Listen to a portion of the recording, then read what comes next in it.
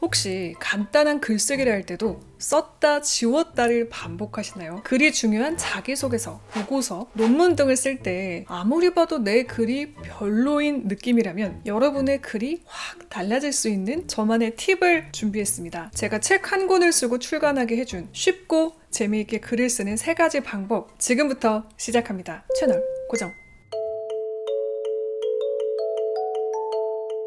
히릿! 안녕하세요. 히렌츠입니다. 그동안은 말에 대한 팁을 많이 드렸는데요. 오늘은 글쓰기에 대한 이야기를 준비했습니다. 제가 글쓰기 팁을 드릴 수 있게 된 건 작년 말부터 올해 여름까지 했던 새로운 도전 덕분입니다. 예전엔 내가 책 한 권을 어떻게 써? 남의 일이라고 생각을 했었는데요. 그랬던 제가 이렇게 글을 통해서 말을 할 수 있게 되었습니다. 이렇게 한 권의 책을 쓰고 출간을 할 수 있게 되었던 저만의 방법들 지금부터 하나씩 공유해 드릴게요. 글 쓰는 스킬을 눈에 띄게 업그레이드하는 팁 1.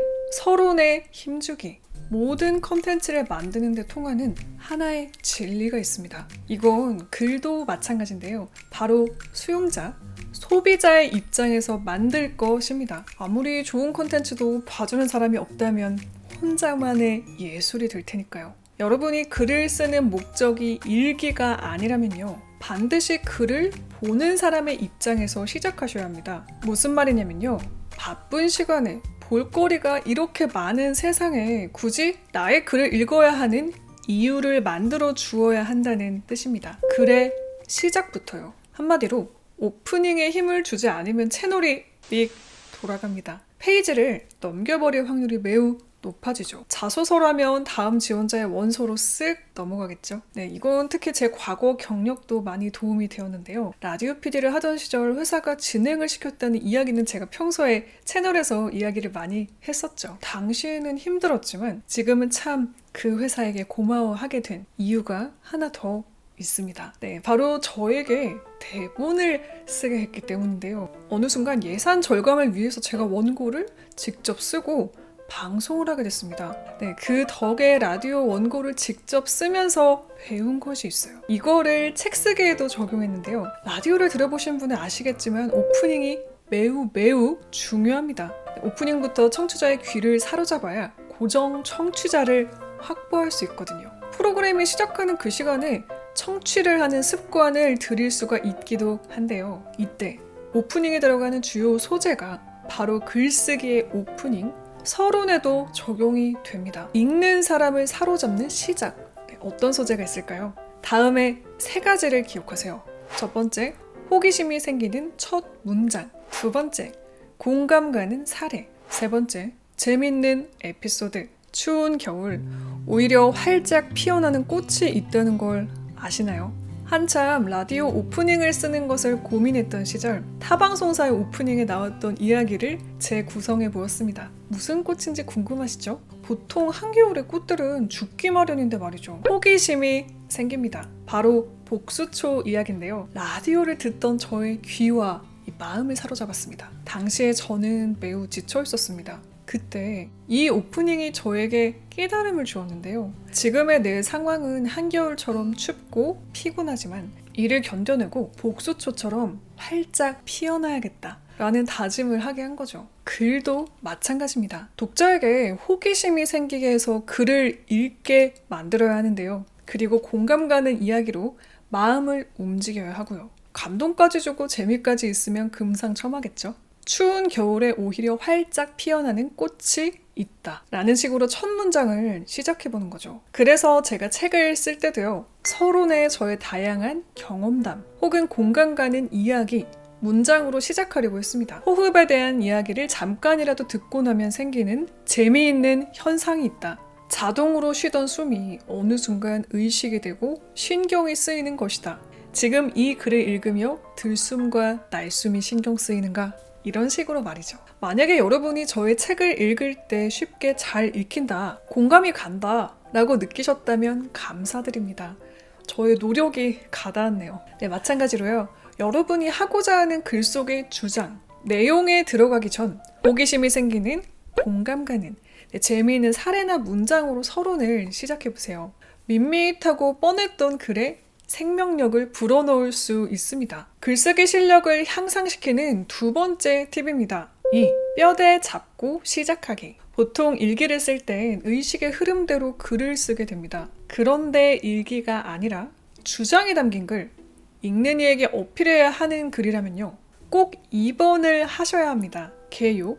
글의 뼈대를 잡고 시작하는 거죠. 말을 하기 전 간단히 요점 정리를 하는 것과 같습니다. 서론, 본론, 결론을 짜놓고 이에 대한 근거를 1, 2, 3으로 한 문장씩 정리해보는 거죠. 이렇게 뼈대를 짜면 생기는 효과 크게 두 가지가 있습니다. 1. 논리적인 주장. 2. 용두사미 방지. 먼저 개요를 짜지 않으면 글의 내용이 산으로 흘러갈 확률이 매우 높아집니다. 의식의 흐름에 따라 글을 쓰다 보면요. 불필요한 내용을 쓰는데 너무나 많은 시간을 할애하게 돼요. 나중에 퇴고를 할 때 그 글을 통째로 드러내는 경우. 우리의 시간과 노력이 아깝잖아요. 그래서 꼭 뼈대를 잡고 글을 쓰셔야 합니다. 이건 제가 언론고시 장문시험을 준비할 때 배운 건데요. 장문시험에는 시간 제한이 있었습니다. 70분 안에 한 편의 완결된 글을 완성해서 내야 하는 시기였는데요. 덕분에 이때 글을 쓰기 전에 꼭 뼈대를 짜는 습관을 들일 수가 있었습니다. 지금 여러분께서 보시는 유튜브 영상도 마찬가지예요. 항상 뼈대를 잡고 무슨 이야기를 할지 크게 번호를 나누고 근거를 정리하고 시작을 합니다. 이렇게 뼈대를 정리해 놓은 개요 페이지를요. 글을 쓸 때 꼭 한쪽에 보이게 배치를 합니다. 개요는 이정표와 같은데요. 한 번씩 길을 잃었을 때 개요를 확인하고 다시 돌아올 수 있거든요. 또 뼈대를 잡고 시작하면요. 글이 뒤로 갈수록 빈약해지는 용두사미가 되는 사태를 방지할 수 있습니다.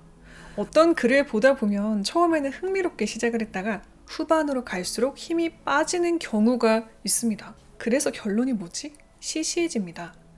마치 끝이 허무해서 두고두고 회자되는 드라마 엔딩과도 같죠. 용의 머리, 뱀의 꼬리처럼 끝이 흐지부지 되는 일을 막는 것. 바로 뼈대 잡기라는 거 잊지 마세요. 글쓰기 실력을 향상시키는 세 번째 팁입니다. 3. 반복되는 표현 드러내기. 세 번째, 뼈대를 잡고 글을 쓸 때 주의하실 표현에 대한 이야기입니다. 글을 다 쓰고 나서 퇴고를 할 때도 이 부분을 좀 중점적으로 보시면요. 글이 훨씬 깔끔하다, 좋아졌다, 바로 체감하실 수가 있습니다. 바로 반복되는 표현, 중첩을 빼는 건데요. 글도 말과 마찬가지로 좀 나만의 습관이 있을 수 있습니다. 자주 사용하게 되는 단어나 서술어가 있을 거예요. 이건 완결된 글을 몇 번만 써봐도 바로 아실 수 있을 겁니다. 만약에 여러분이 블로그나 일기장에 일기를 써오셨다면 지금 바로 달려가서 확인해보세요. 하나의 완결된 글 안에 얼마나 많은 중첩된 표현이 있는지 말이죠. 업무 메일을 쓸 때도 마찬가지입니다. 메일을 보내기 전 반복해서 사용한 표현이 있는지를 확인해보는 거예요. 그리고 하실 것이 있습니다. 중첩되는 표현을 같은 뉘앙스를 가진 다른 표현으로 바꿔서 수정해보는 겁니다. 만약에 메일을 이렇게 썼어요. 좋은 제안을 주셔서 감사합니다. 오늘도 좋은 하루 보내세요. 여기서 중첩 표현 딱 보이시죠? 좋은입니다. 여기서 첫 문장이나 두 번째 문장 중 하나의 표현을 다르게 바꿔보는 거예요. 좋은 제안을 주셔서 감사합니다. 오늘도 편안한 하루 보내세요. 이렇게 뒤에 조언을 바꿔도 좋고요. 아니면 앞에 문장을 다르게 써보는 거죠. 이렇게 협업 제안을 주셔서 감사합니다. 오늘도 좋은 하루 보내세요. 일상의 예시였는데요. 완결된 글을 쓸 때는 특히 반복되는 단어, 서술어를 꼭 확인해 보세요. 특히 자주 쓰는 서술어가 있을 겁니다. 만약 모모인 것이다를 많이 쓰는 습관이 있다면요. 이를 바꿔서 모모이다로 줄이거나 모모했다 등 다양한 서술어로 바꿔서 글을 수정해 보시는 것을 추천합니다.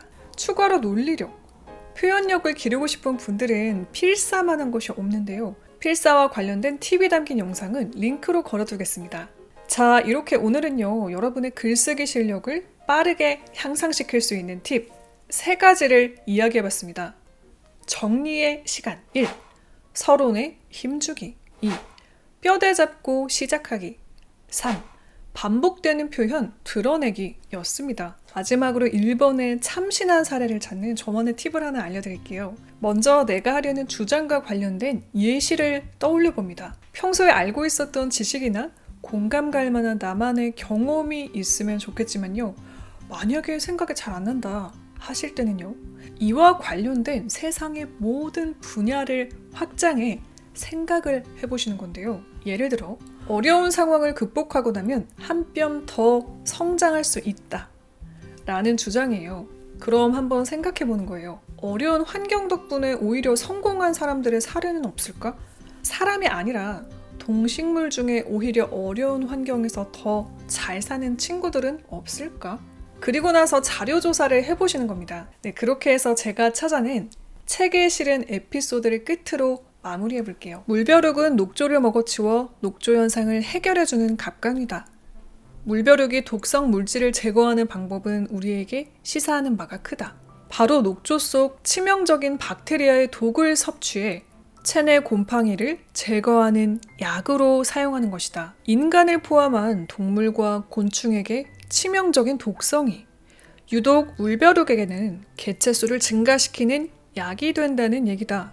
나는 우리 역시 자신을 녹슬게 하는 곰팡이를 타인의 아픈 말을 통해 제거할 수 있다고 생각한다. 나태나 자만처럼 성장에 방해가 되는 본능이 곰팡이처럼 피어날 무렵 타인의 말에 담긴 독을 나의 부족한 단점을 보완하고 성장하게 하는 약으로 활용해보는 것이다. 물론 쉽지만은 않다. 몸에 좋은 약은 입에 쓴 법이니 말이다. 하지만 그 쓴 약을 꾹 참고 마시면서 이루어낸 성장은 몇 배의 달콤함을 가져다 주리라 믿는다. 자, 그러면 저는 인사드릴게요. 오늘도 채널 고정해주신 히릿, 내일도 최고께만 걸으세요. 안녕. 뿅.